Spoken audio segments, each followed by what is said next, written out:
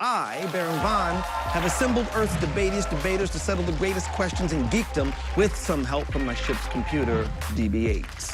Baron, this is our fantasy episode, and when I'm wearing this, you shall refer to me as Divazar 8. Oh, yeah, okay. I'm gonna call you DB8 for short, though. Tonight, we're joined by the double-stuffed cast of the hit tabletop phenomenon, Critical Role. Marisha Ray, Travis Willingham, Laura Bailey, Taliesin Jaffe, Ashley Johnson, Liam O'Brien, Sam Riegel, and sliding in the DM, Matt Mercer. Ladies and gentlemen, happenings, elves, this is Sci-Fi Wire's The Great Debate.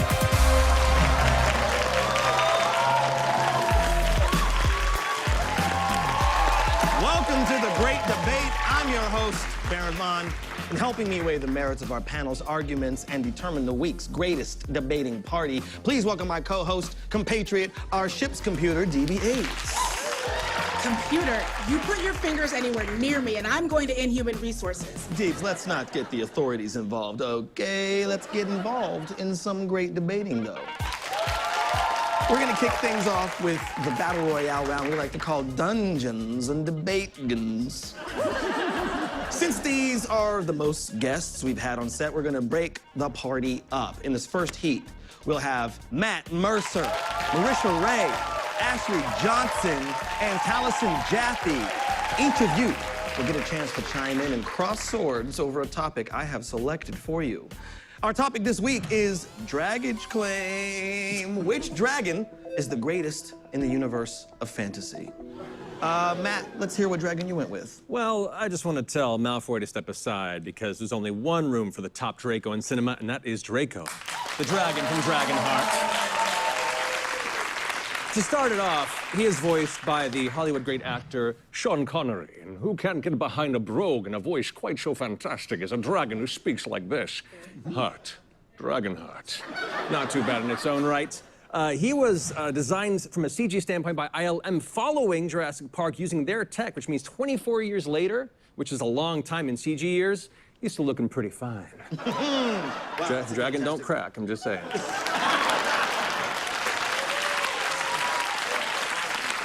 There's a lot of heart in that dragon argument. Marisha, why don't you fly into the fray with your pick? Wow. Yeah. Okay. That's a tough one to follow. Cool. I chose Drogon, Yes. Daenerys Targaryen's favorite child. Unfortunately, I did not read the Wikipedia page like Matt just did for this dragon to build my entire argument. Drogon here, he is a dragon for a queen. She is a busy woman. He knows he's got to keep it simple. He's got to keep her mind clear because she's got a lot on it. This woman has like 11 titles. So he thought, I'm going to be simple and just keep it Drogon. The name that's basically crossed with dragon and her dead husband. Keep it super, super simple. You know, she's got a little bit of reminiscent of her dead first king. Whenever she looks at her dragon, she's like, man, I miss Cal. But I have you, Drogon. I'm not going to go into the psychology of that, but continue. Okay, well, as a wise man once said, oh, here she comes. She's a mad queener. Taliesin, what you got? That was great. For mine, I decided on King Ghidorah. Yeah. Right here. Going old school. Okay. Respect that. Going very old school. I'll say, first of all, it is a golden dragon, which makes it the most expensive dragon. It is, thank you, 2 tails, 3 heads, which means technically it's about 2.5 dragons, which makes it more dragon. It's the only space dragon, and I know you're thinking about that Forgotten Realms bull, and no, that doesn't count. That's not real. That's bull. Thank you. The only space dragon. Monster Zero also had 1 robotic head for a while and a robotic chest, which made him part dragon, part machine, all king. Thank you. And I think that you can really judge a dragon by their villains, and Godzilla and Mothra, I mean, you can't do better than that. I dig it. I dig it. That's what I'm putting right Fair there. enough. Right there. Fair enough. Fair enough. Thank you. That's what I call a hot take, but let's see what Ashley has to say about it. Well, you certainly saved the best dragon for last, which is Falcor. Please, I know. Do not be jealous that I don't have a toy and that I have this beautiful piece of artwork on a stick. Okay, so my arguments for Falcor. He is a luck dragon. So if you're with him, you basically, everything works out. A lot of people say he's sort of half dog, but I think he's half couch. You know, he tends to your wounds. I feel like with today's current events, he can take you, you know, anywhere within 10,000 miles and you don't have to fly in a metal germ tube. You can take a nap, and he has fur. So, and you can have a conversation with him, and he's wonderful and he's kind. Going immediately off of the Falcor conversation, he is a luck dragon per se, right? Yeah, but he's yeah. not lucky enough to show up in time to save a horse per se. I consider that a pretty unlucky dragon, or at least an opportunistic dragon more than a luck dragon. Sure, I understand that, and I can't say that I disagree. Like, look, Falcor's great, but I feel like dragons have to be intimidating, and nothing that's covered in fur, like a corgi, is that intimidating.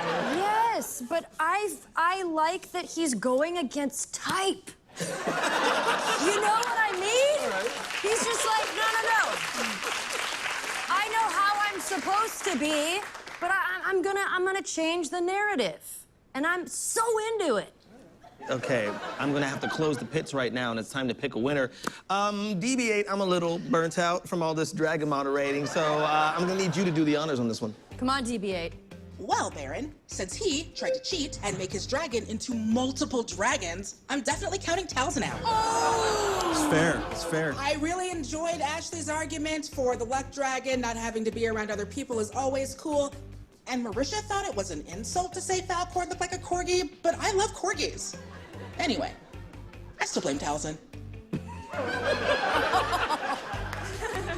Okay. It's fair. It's fair. Well, I'm gonna have to say, luck, if you ever were a dragon to begin with, luck be a dragon tonight. I'm going with Ashley Johnson on this one.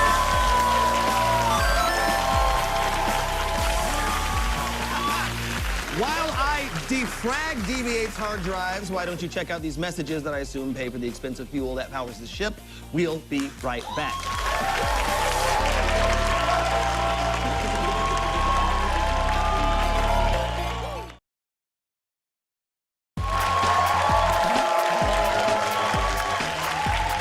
Welcome back to the great debate. I'm here with the cast of Critical Role. This round is called It's Not Easy Being Green Screen.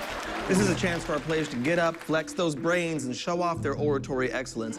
Ashley Johnson and Taliesin Jaffe will go head-to-head against Liam O'Brien and Sam Riegel on our green screen in a battle of fictional food shows. Who can convince us that their fantasy restaurant is the best? DB, unleash the green screen. Unleashing. All right, totally unleashed. Ashley and Taliesin, head to the green screen area.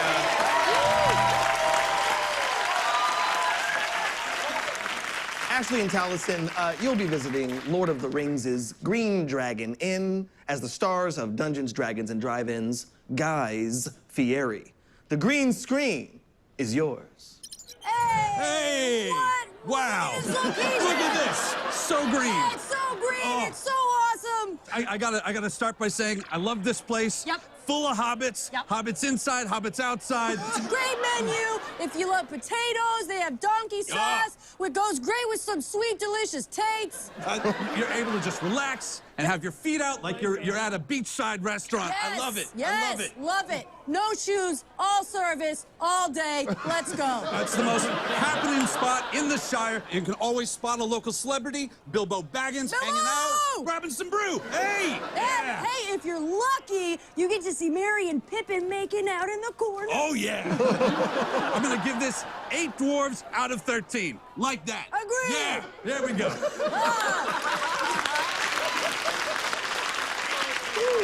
Please welcome back to the stage Ashley Johnson and Taliesin Jaffe, everybody.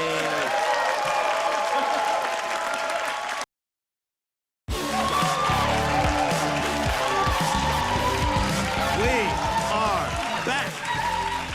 All of Critical Role are great debaters, but now they're about to face off in the final debattle. We will be splitting the party into Team Critical and Team Role. May Bahamut have mercy on your souls as you put it all on the line for bragging rights. You have to debate who is the all-time greatest fantasy author, J.R.R. Tolkien or George R.R. Martin. Team Critical, you're up first with J.R.R. Tolkien. Are you ready? We are ready. Yep. Okay, let the final debattle begin. All right, we are up here to say and proclaim that J.R.R. Tolkien is the ultimate, the best fantasy author, beginning with the truth that he created a vast landscape of varied topography and beautiful cultures of people, diverse and interesting, and then told 2 epic sweeping stories in this world that he finished both of them. Ooh. Good point. Tolkien also invented Wikipedia before the internet. The Silmarillion is 300+ pages of bone-dry facts, names, and places that nerds can argue over for all of eternity. There we are. I would also like to say, being a woman, I feel like I'd be much safer and more welcome in J.R.R. Tolkien's universe. I don't think I would have to wear a chastity belt 24 hours a day to just make it through. And in closing, J.R.R. gives us hope. Both authors drop their heroes down into darkness, but G.R.R. shoves his heroes' faces into the mud and piss water and leaves you there to drown in it, while J.R.R. lifts us up and shows us a world we'd rather see. And what's more beautiful than that? Nothing. Wow. Thank you very much. Thank you very much, Team Critical. Team Role, take it away. Yeah, that was an impassioned but wrong argument.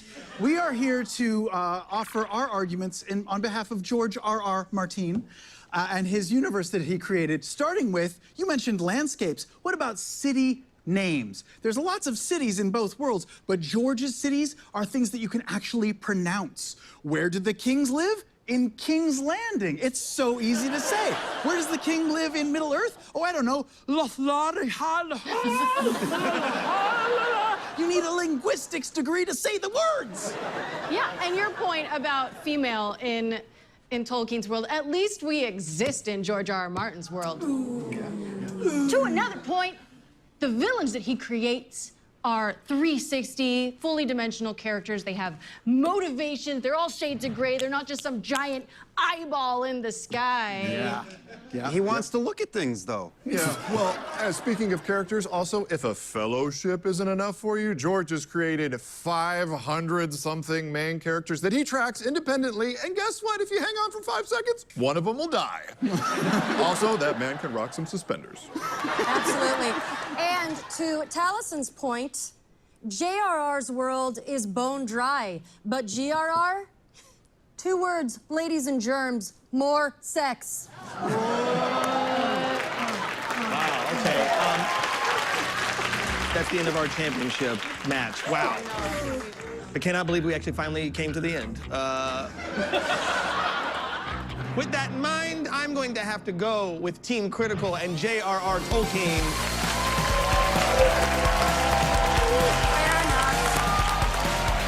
Team Critical wins! Oh my goodness, come on out here. This has been the great debate. Don't forget, there are full versions of our debates and extra topics online. That's all for the show. Thank you to our magnificent panel for tackling the burningest questions in the galaxy, and thank you for watching. Good night.